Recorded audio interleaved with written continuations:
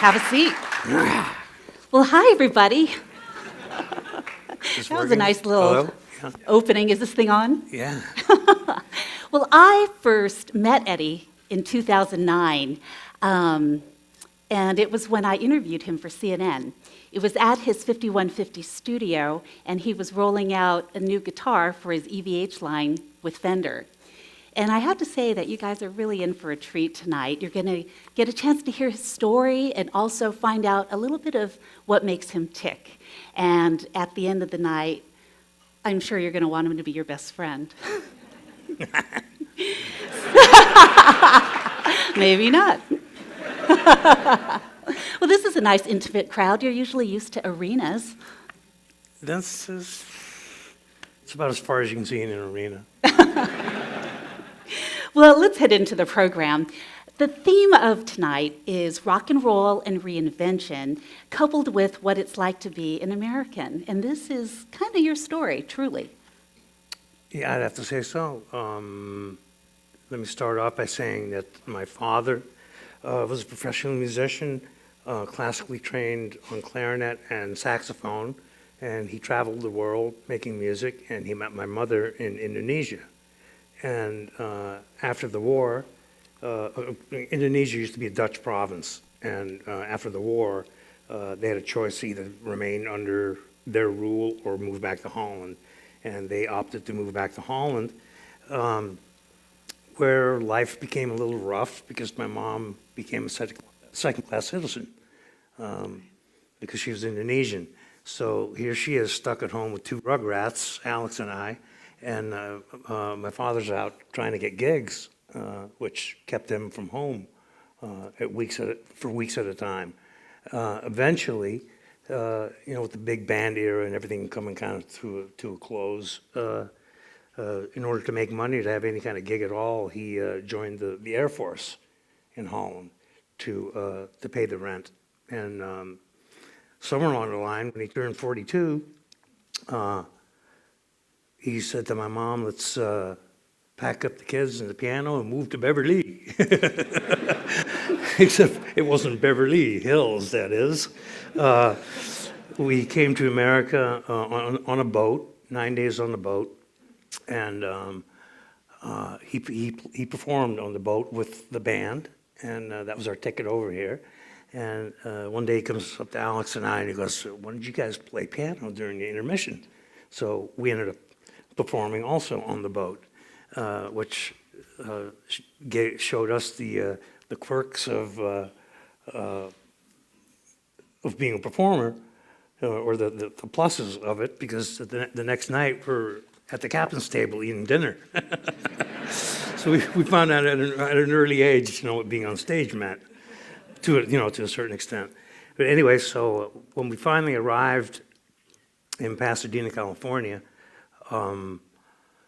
it was rough. My father, a classically trained musician, had to walk 3 miles to go wash dishes. He was a janitor at Masonic Temple and Pacific Telephone. My mom was a maid. And there was always a common thread of music in our family. Ever since we were young in Holland, there was, somewhere my mom had a sense that we were going to follow in my father's footsteps. And knowing that in the back of her head, she insisted that we start being classically trained on piano already in Holland. That's why we brought the piano with us. But anyway, so we come to America, and my mom being a maid and my dad being basically a janitor, and the thing just cut out. It's back.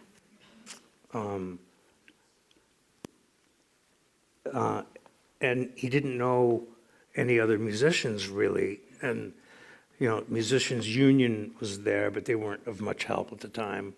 But slowly he started meeting other musicians, also immigrants, and he started gigging on the weekends because being a janitor and a maid and all that stuff, it didn't pay the rent, and we lived in one room, we slept in one bed in a house with 2 other families, so it was rough going.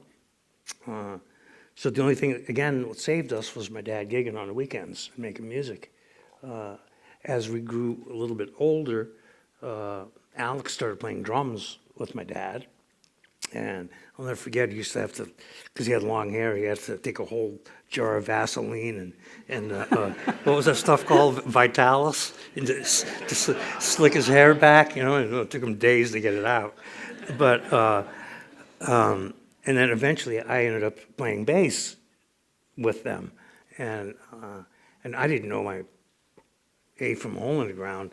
These funny songs, like we're playing oompa music, everything from oompa music to waltzes to weddings, bar mitzvahs, you name it.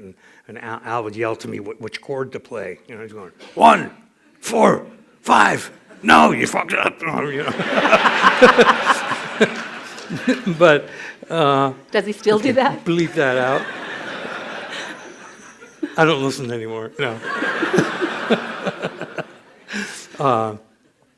Anyway, so music was just a common thread throughout our lives. We were born in Holland, music in the house. We used to stomp around the living room table with pots and pans and marching around to listening to big band and marching music. And we always liked things loud. Everything had to be loud, But as we got older, we continued to take piano lessons, and my mom had put us in these contests, these annual contests. So you practice one piece of music all year long, and I'm going way off the subject here. No, this is fascinating. Anyway, you practice one piece of music all year, and the funny thing is, I never learned how to read music. And I fooled the teacher. I was just blessed with good ears. I'd watch his fingers and emulate what he did. He didn't find out till much later that I couldn't read. He actually found out one time when he was playing a new piece of music, and he asked me to turn the page for him. And I'm sitting there going, he goes, "What's the matter? You're supposed to turn the page." And I'm going, "What? I can't read." He's going, "What?" This was after like 5 years of lessons with the guy, and he finally found out, which he wasn't too happy about. But the funny thing is, these piano contests that they put us into, you're not even allowed to read. Okay, you can't use sheet music, so it was actually a blessing in disguise for me to not be able to read. I could not look up and do things at the same time. I had to see what my fingers were doing. But these piano contests, actually, both Alex and I won 3 years in a row. I think I won first prize 3 years in a row, and Al won first prize, second prize, or whatever. But we always won, and it's kind of like in phases where you go in and you play, and then you wait an hour to see if your name gets whittled down. I had no idea. It was like 5,000 kids. Okay, then it'll go down to 2,000, and you see if your name is still on the list. And then we'll go down to 100 people, and then 10, and then 5. And we're going, Alex and I are both going, "Come on, let's just go home. We're not going to make it, And my dad was always the one who said, no, wait, check it out. And well, there it was. We were in the top 5. And then we ended up winning, which was great.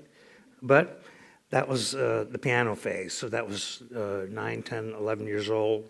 That I did those contests. And then we discovered the Beatles and Dave Clark 5, and of course, like any kid, we wanted to rock and roll. And I quit piano lessons and the contest circuit, so to speak, and said, "I want to get myself a drum kit, because I like a song Glad All Over, boom, boom, boom, boom, boom, by Dave Clark 5. And I wanted to play drums, so I got a paper out, bought a St. George drum kit for $125, and my mom somehow had convinced my brother to still do something musically respectable, which is take flamenco guitar lessons. Now, forgive me if my memory or recollection is different from yours, Al, but all I remember is me going out and throwing the papers and coming home, and he's playing my drums. And I'm going, okay, it PO'd me a bit in the beginning, And then finally, I just said, okay, he's just better than I am. So I never wanted to play guitar, but I said, okay, go ahead, take my drums, I'll play your damn guitar. And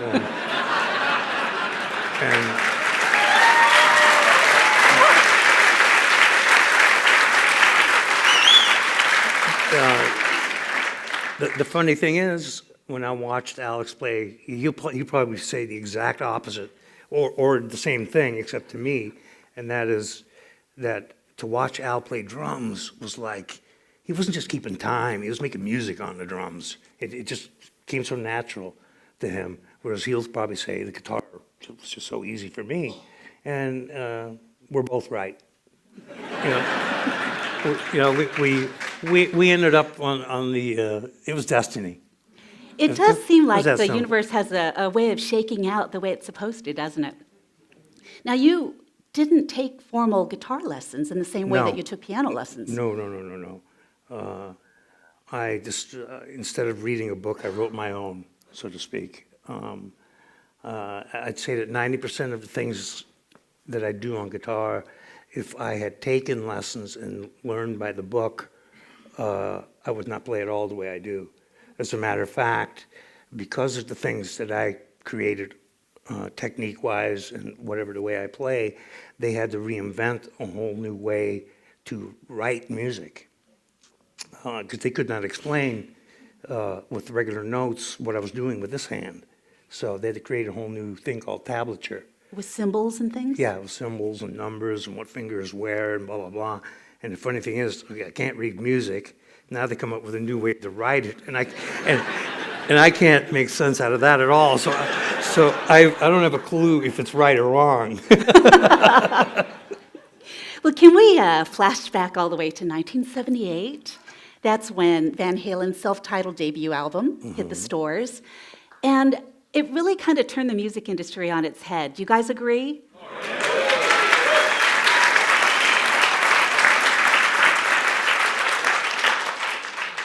There were sounds that he was making with his guitar that nobody had ever heard before. The sounds on that record were a lot of years of experimentation and tearing apart guitars and opening up amplifiers and getting electrocuted and thrown across the, kicked around and it was a lot of. By the time the first record came out, we had worked so hard to make that record to get to that point. Because don't forget, being a rock and roll band in 1977, 78. It's kind of what it's like today, except back then it was punk and disco that was, dominating the charts. There was no rock and roll to be heard of. So for us to succeed in that, amongst or in the middle of that, and anyway, but the sounds. Let me start by saying, I was never happy. I guess what drives me to tear things apart is some of it is necessity and some of it is just experimenting because I'm always pushing things past where they're supposed to be. It's I hate to bring up Spinal Tap, but while they're going to 11 at the time, I was already going to 15. I was already way past that. But so anyway, what I really loved about a Fender guitar was the vibrato bar, except they only came with single coil pickups, which at high volume, they squeal and they're very thin sounding unless you use some kind of distortion pedal or whatever, which I could not afford, and there's the other company, Gibson, that made a Les Paul. Les Paul was a dear friend of mine also, which made humbucking pickups, which were similar to these. They canceled the hum, and it has a much fatter sound. So I proceeded to find a company that made knockoff bodies and necks of Fenders, a company called Boogie Bodies. And I went out there and said, how much for a body? He goes, oh, you don't want one of those. I go, why not? The guy goes, they're seconds. I'm going, I thought he meant those are next to be made. No, what he meant was those are junk. we can't sell those because they have knots and, you know, they're damaged. I said, great, I'll take one. So, I bought a $50 body and $75 neck, and I proceeded to take a chisel and a hammer and make a hole big enough for a Gibson pickup to put in there. And of course, that pickup had to come out of a guitar somewhere.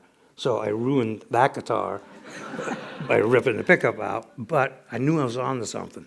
So I screwed the pickup straight into the wood, and a Stratocaster actually has 3 pickups, and so I routed out the body and crammed the humbucking pickup, and mind you, everything was unsoldered and just laying there.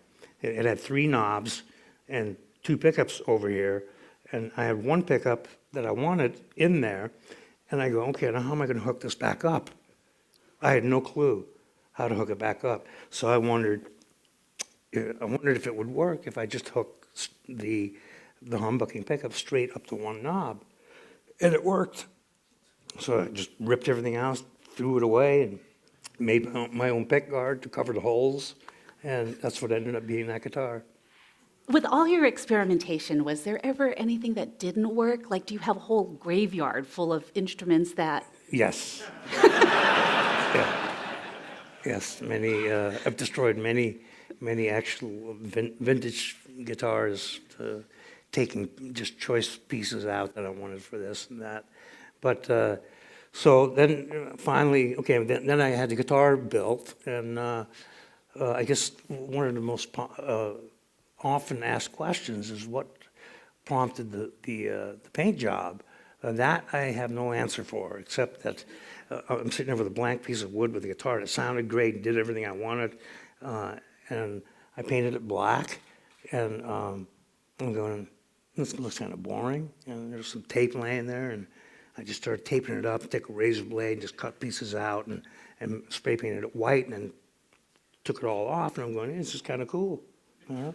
And it was really as simple as that. There was no, I have to make a piece of art, you know? Even though it's interesting looking. And then later on, the red guitar is the same guitar as the white one.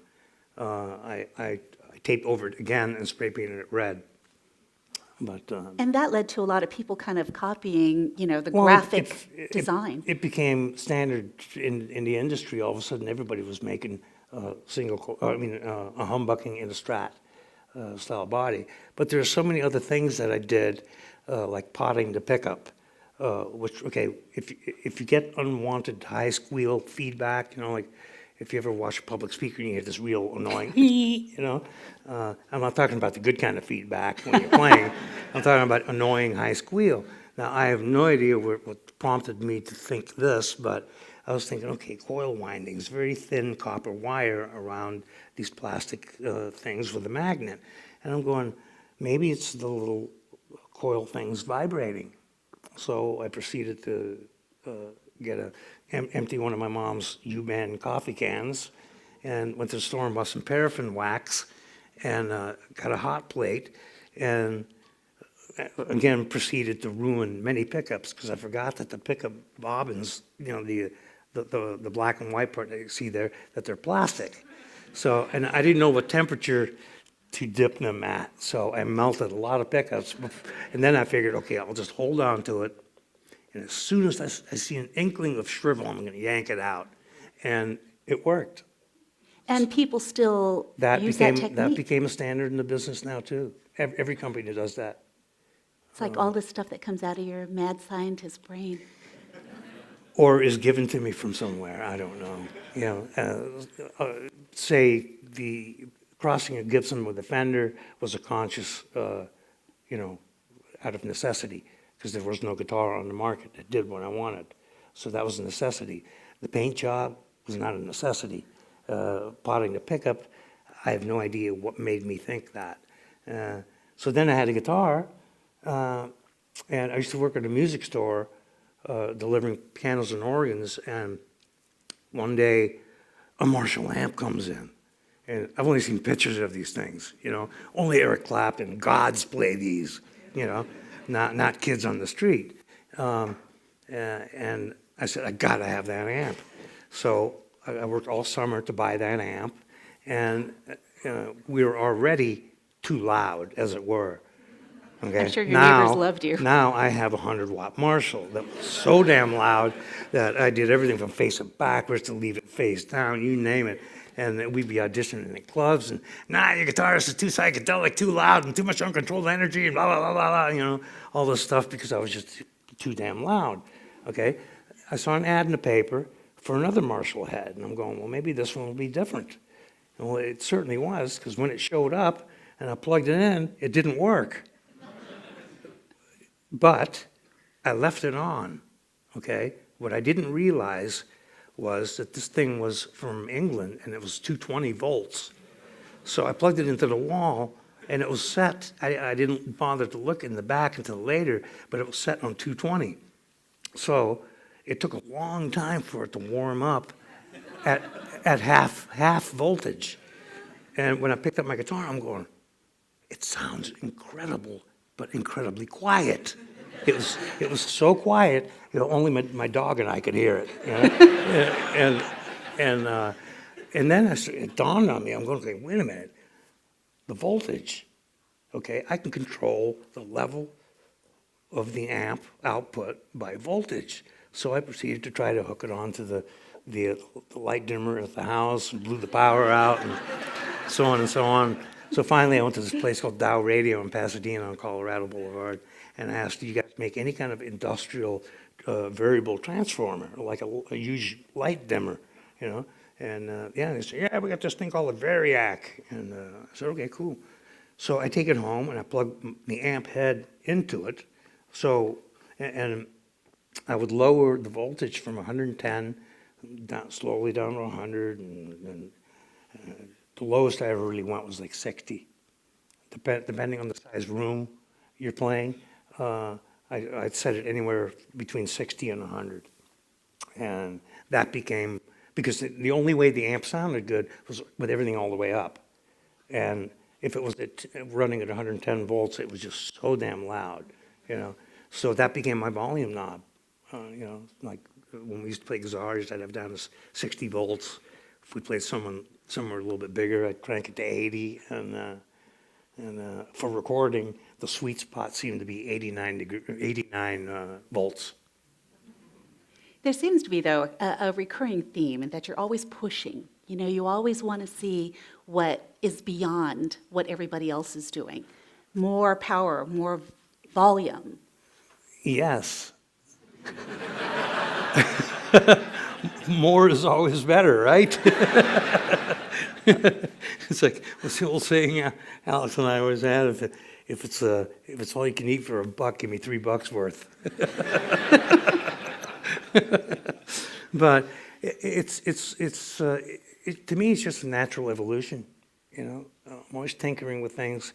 The main thing I always ask myself is, what if I do this?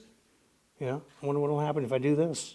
And a lot of times, open up an amp and accidentally hit a capacitor and went, like Mike Tyson, kicked you in the chest. And but through trial and error, I continue to fuss around with stuff. And it also goes with your playing technique, too, because you're known for playing with both your right hand and your left hand on the fretboard. Yeah, which brings me to, I can you I can demonstrate. demonstrate? Well,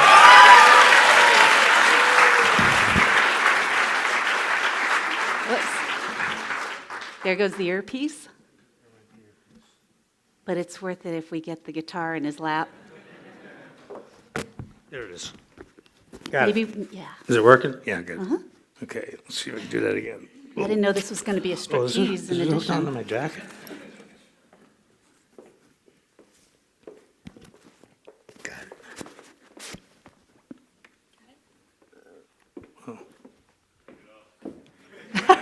it. More power. Okay, so, a lot of people, before the internet, nobody could search things and whatever, but, lately everybody's going, oh, Eddie Van Halen didn't invent tapping and pull hammer-ons and pull-offs and this and that. And I never claimed that I did, but I do know how and when I figured out how to do it, and on top of that, I never really heard anybody do with it what I did, which is actual pieces of music. But I'll never forget, Alex and I used to go to every concert at the Forum in LA, and Led Zeppelin's playing, and Jimmy Page is going like this. He's going. Okay, so he's got his hand up in the air, and I'm going.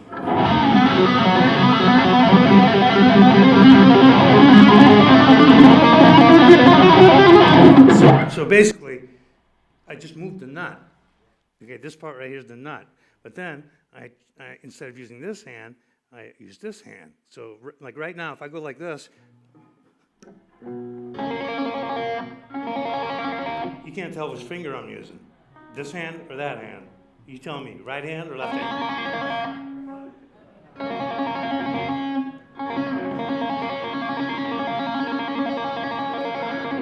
I'm using both, okay? So, no, so my point being is it's basically this finger or these two or however many you want to use is just an extension of this hand. Okay, so if I'm playing an A,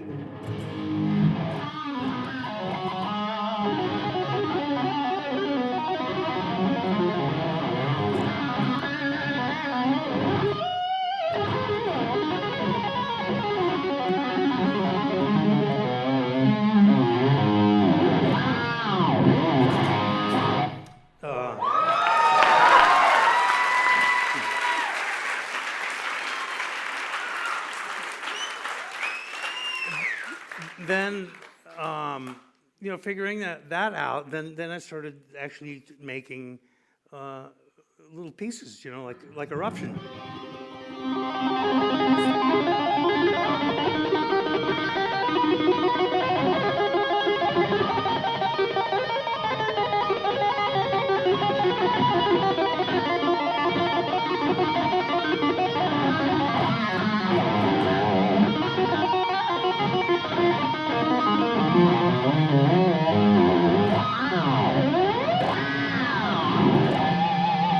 So that's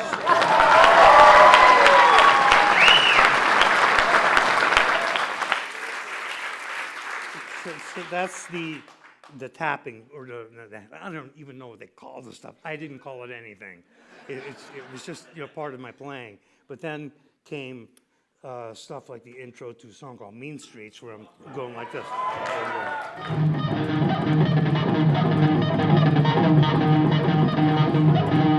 And then harmonically doing. So it was just harmonics by tapping.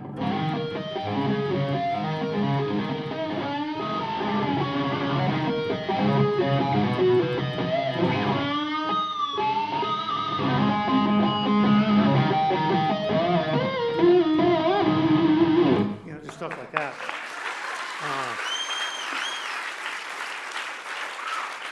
And people ask me, where are these harmonics? Well, they're everywhere. If you just go like this. You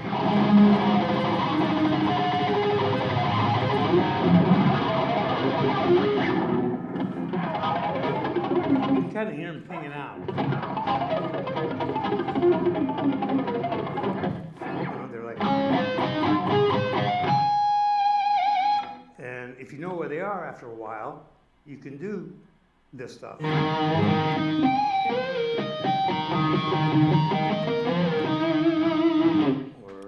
see, I don't have the right effects, but that doesn't sound right.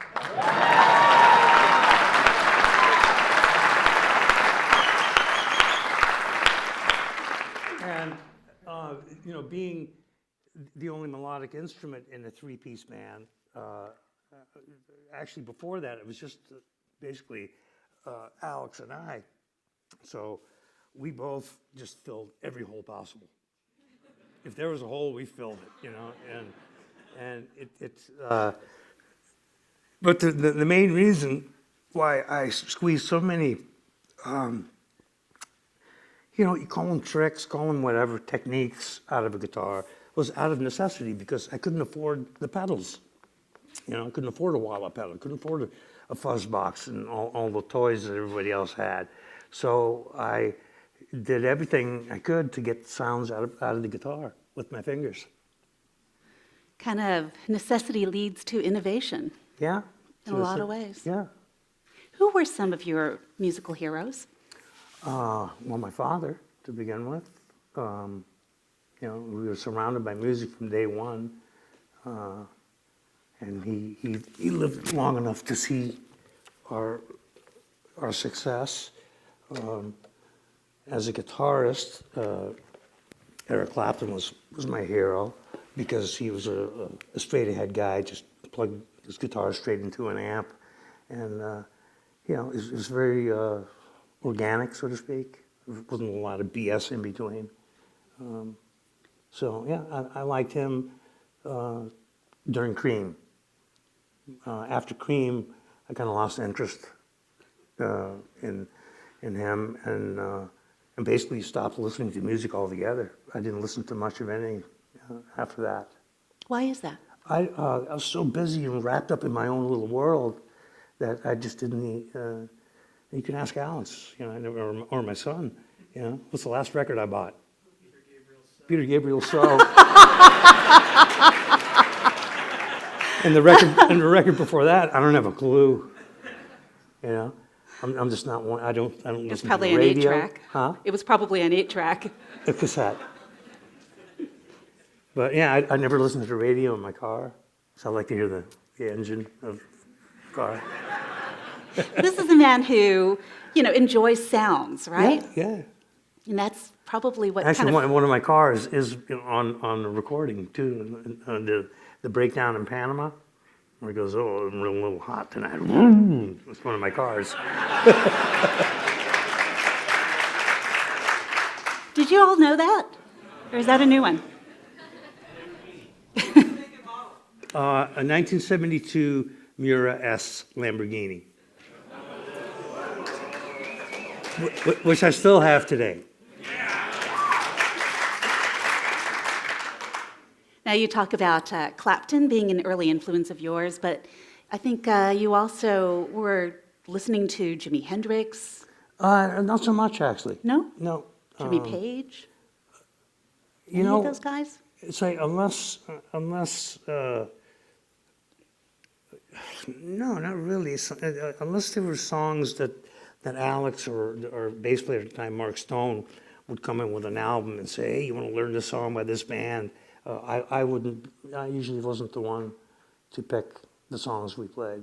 It's interesting because all of those iconic guitarists, they all played off-the-rack guitars. You're the only one who said, "That's not good enough for me." Well, obviously it was good enough for them, but it wasn't for me. You know, doesn't mean anything except that, really. Well, the sounds that you were making and with Van Halen really kind of changing the musical landscape, it really kind of inspired a whole era of copycats. Yeah, which at first, you know, I kind of went, you know, at first it kind of pissed me off. Then I started thinking, oh God, what did I start? You know, but then, you know, my brother and my father both told me, hey, you know, imitation is the biggest form of flattery. So I just let it go at that, you know. Because with me, it was just the way I played, you know. It wasn't like I was copying anyone. But I think at that time, people, you know, all the record labels were looking for their own version of Van Halen, you know, with a guitar god and Right. copying your hair, or the way you dress, even your stage presence. I'm not a record company exec. I don't know how they think. In fact, didn't your own record label try to get a band that sounded like Van Halen too? Oh, I'm sure they did. Yeah. Well, you've had 3 different singers Yeah. in Van Halen. Does it change the way you write music to work with these different singers? I think it's a natural progression. I don't think it definitely wasn't difficult for us because it starts with the music all the time anyway. So if anything, it was more of them having to adapt to us than us adapting to them. But I think you would think that they would have different likes and different musical capabilities as well. No, it's more like you sing this or you're not in. No, I'm kidding. I'm joking. I'm joking, you know. Well, There's always a certain amount of friction in a band. If you have four members and they all like the identical thing, you're going to have no versatility. You know what I mean? It's like I listened to more progressive music when I did. Alex liked straight ahead rock and roll. Dave was into disco. You know? And no, for real. And together, it made a soup. And what came out of it, it didn't really affect the music, but harmony-wise, song structure, things like that, there were a lot of elements of a lot of things that we all grew up on. well, what it kind of amounted to, I think, for a lot of us in this room, is that Van Halen really was the soundtrack for an entire generation. How do you feel about that?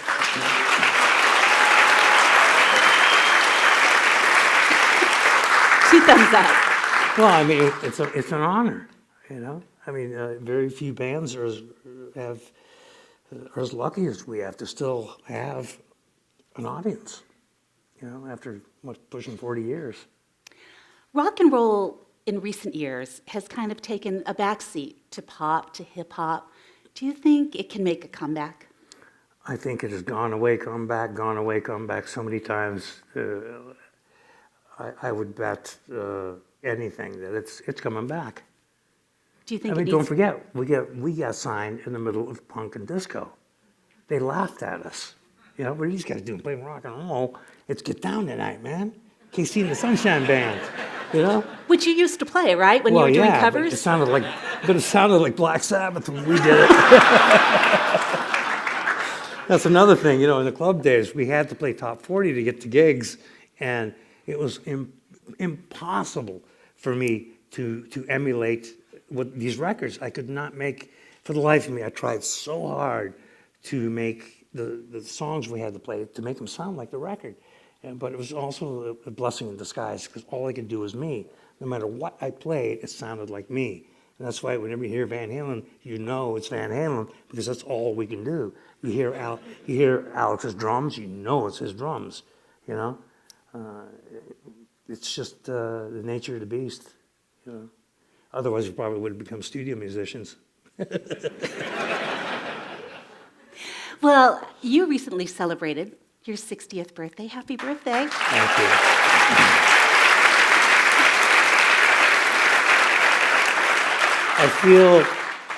I feel like a 60-year-old punk kid who plays guitar in a rock and roll band, and I'm so blessed and so honored to be able to do that, making music with my son and my brother.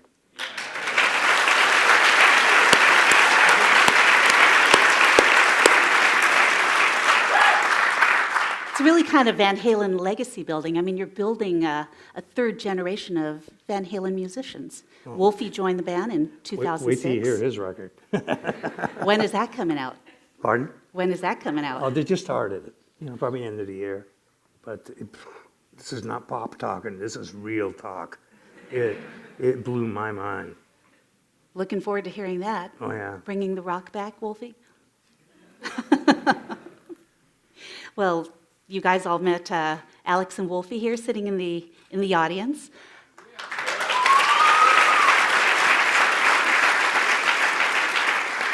What advice did your father give you that you wanted to make sure Wolfie knew?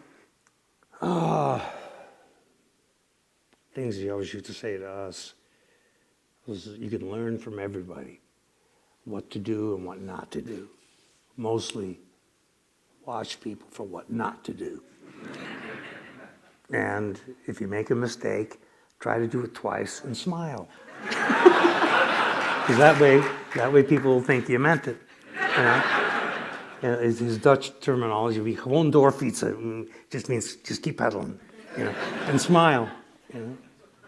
Can we talk about Les Paul for a minute? Oh yeah, very dear friend of mine.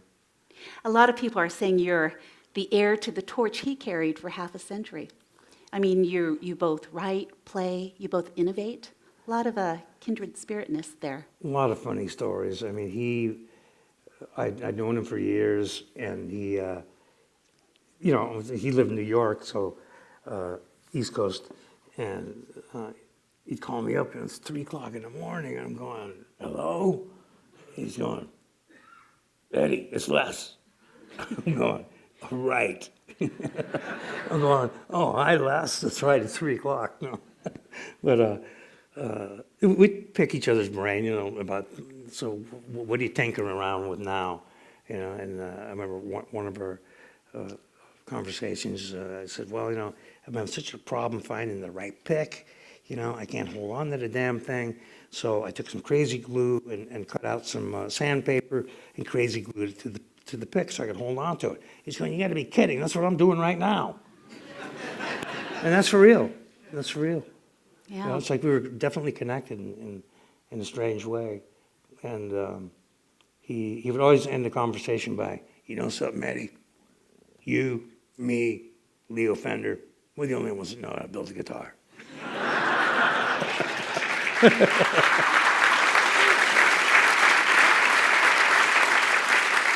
He was a wonderful, wonderful man. And I'm so glad that my son had the opportunity to meet him on the '07 tour, on the '07 tour in backstage in New York. And remember, he asked me about the tapping thing, and I almost got him to do it, because he said, show me how you do that tapping stuff. And I said, okay, here. And then at the last minute, we either had to go on or something, or he backed out and said, nah, I better not, But that was a moment to capture, or a moment to remember. Do you feel as though you're living the American dream?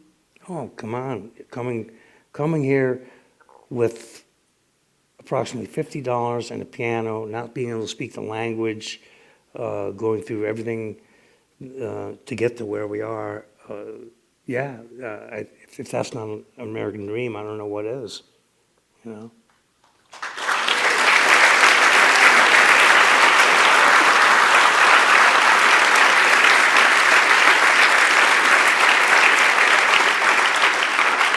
Your father passed away in 1986, so he got to see the success that you had.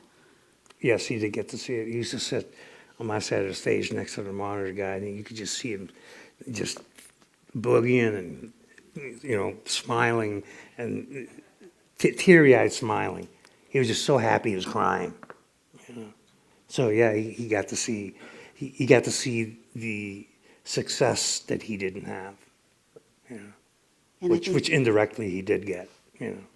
Well, he's the one who had the name Van Halen. Obviously, he was. Without him, we wouldn't have been. So yeah. Well, I'm sure. Oh. No, I'm sure he was incredibly proud. I mean, really, only in America is it still possible. It's all about freedom, and you put your nose and tail to it, and if you have anything that you want to do, I really still think that if you just don't stop, Well, those are great words to kind of think about as we leave here. But in the meantime, we have some questions from the audience. Keith, there we go. Thank you. We do have some questions from the audience. We left some time aside for all of you guys. There are 2 of us with microphones. They'll approach the people with the questions. I want to say that please say your first and last name before your question. This is being recorded. It'll be up on the whatitmeanstobeamerican.org website first thing tomorrow morning. You can share with friends, family, colleagues, and other amazing fans who could not make it tonight. Danielle's got the first question on the left. Hello, Ed, over here. My name is John Lambden. hey, nice shirt. Hey, great album. By the way, thank you for being the musical oasis for almost everyone in here. Your debut album was released 37 years ago this week. Sorry. Actually, it was 2 days ago. When you finished recording it, what was your personal feelings of how it would be received based on the musical landscape of that time? Like I said earlier, we were you know, rock and roll was not at the forefront at all on the charts or anything. So we didn't have a clue, really. But what got us to getting a record deal is the same thing that made that record succeed, which is we just played everywhere nonstop. We were on the road for 11 months supporting that record. We did 23 gigs in 25 days in England alone. And then we came home after 11 months of touring, and Warner Brothers goes, "You owe us $3 million and a new album." And we went, "How does that work?" Anyway, I won't get into that. But the bottom line is we believed in ourselves, and we wouldn't take no for an answer. Just like when no record company wanted anything to do with us, we threw our own gigs. We played backyard parties. We printed our own flyers and went to stuffed lockers at high schools. We played everywhere. Whether you liked us or not, you definitely had heard of us, you know? And we would not let you get away without at least giving, hearing us. And slowly we built an audience of about 3,000 to 5,000 people every time we played the Pasadena Convention Center in Pasadena, obviously. Warner Brothers eventually came to us because they said, wow, if they can do it here, they can do it anywhere. And that's how it all happened. Next question on your right. Hi, Eddie. My name is Jeff Polinsky from Buffalo, New York. You've been Hi. a huge influence on me for over 30 years, and I was just wondering how your son, Wolfgang, has influenced you and inspired you since he has started playing. Oh, man. It's like, talk about fresh blood, and I don't even know how to put that into words. It's like, I mean, for one, what father wouldn't want to play with his son, especially one who's as talented as he is? I mean, he just fit in like a glove. I mean, ask Alex. He just, I don't know. It just breathed a breath of fresh air into my life. I was actually going through a pretty rough time when he joined the band. I was still drinking at the time, and I got sober during that first tour, and I was so nervous. And every time I looked at my son, I'm going, okay, if my 16-year-old son can be kicking ass like that, I better suck it up here, you know?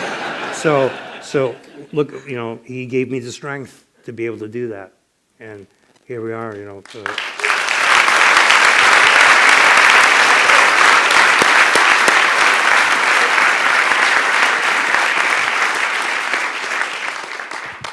Next question on your left.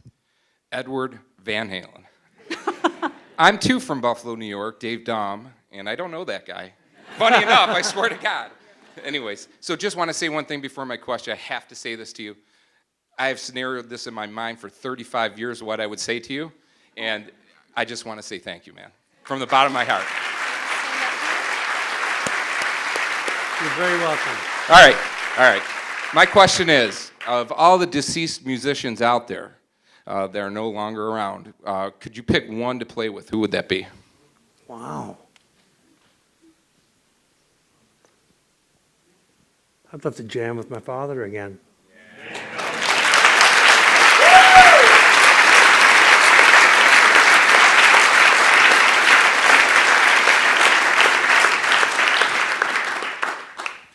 Next question to your right.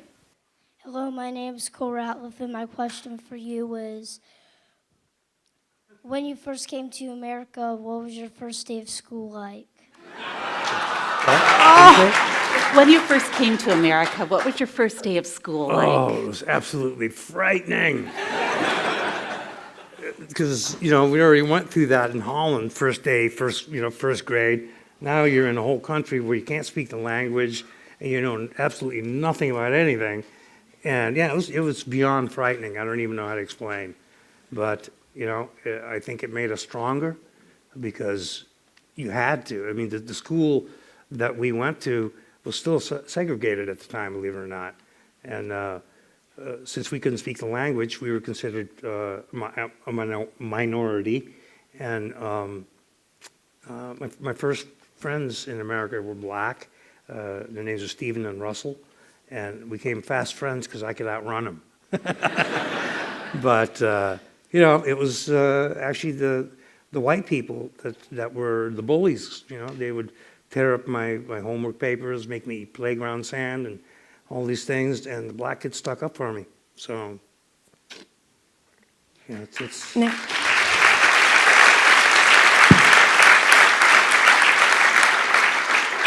Next question on your left. Hello, Eddie. My name is Kyle Lambden. Hi, That's my dad. And I just want to say thank you for keep rocking it. And my question is, as the years go by, how do you still keep your creative spark? by continuing to play, really. And, you know, having Wolfgang in the band. And, you know, it's something that if you're a musician, you just play until the day you die. You know, it's not like, you know, I can't wait to turn 65 and retire. It's not that kind of, it's not, you know, it's not an ordinary job, you know. It can be work sometimes. It's like, what's the saying? It's, you play music, you don't work it. But at times it can be hard work to be able to play it. Good question.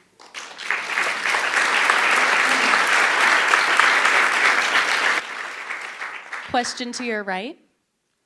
Hi, Eddie. Robert Drake. Hello. Hello. This question is along the lines of musical reinvention. If you were to begin your career all over again from the beginning, but with a different instrument, what instrument would you choose? I would pick drums. And the same thing would probably happen. So here we go, Groundhog's Day. No. Yeah, I would probably go for drums, and Alex would play guitar, and then we'd swap. A little bit, yeah. Between Wolfgang and Alex, I can't keep up with these two guys. They are both insane drummers. Pardon? No, they don't need to worry about anything. We have time for one more question. I want to invite all of you to join us in our reception, which will be in the lobby. There are wine, drinks, soft drinks, whatever you fancy. There's some food out there as well. Both of our guests tonight will be out there in the reception as well. So please do stay behind and join us. I want to take a second to thank, on behalf of Socolow Public Square, which is who I work for, we want to thank the National Museum of American History for hosting us and for creating this project with us, What It Means to Be American. And of course, our panelists tonight. Danielle's got the last question on the left. Eddie, my name's Doug Thomas. Hi. As everyone says, thank you. The question I have is, if you were unknown and 20 years old and had the talent you do, how would you start in the music business today, since it's so different than it was? You know, it is, but it isn't. Like I've said earlier, nobody wanted anything to do with Van Halen. Yeah, I mean, for a good 7 years, we knocked on everybody's door. We made demo tapes, and everybody just said no. So what we did was we started playing backyard parties and taking it straight to the people. You know, like I told you, we stuffed lockers full of, you know, we go to Postal Instant Press, put a picture on it, and where the gig is and how many kegs of beer there'll be that night, and you know, that kind of thing. And we just humped it and humped it and humped it until people came. And I don't see why that wouldn't work today. You know, we brought it straight to the people, playing live. You know, whether there's Pro Tools and you know, whatever music is out there, there's always room for more. You know what I mean? With that, we'll see you outside. Thank you so much.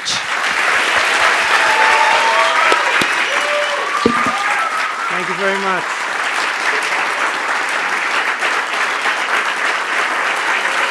Thank you for coming.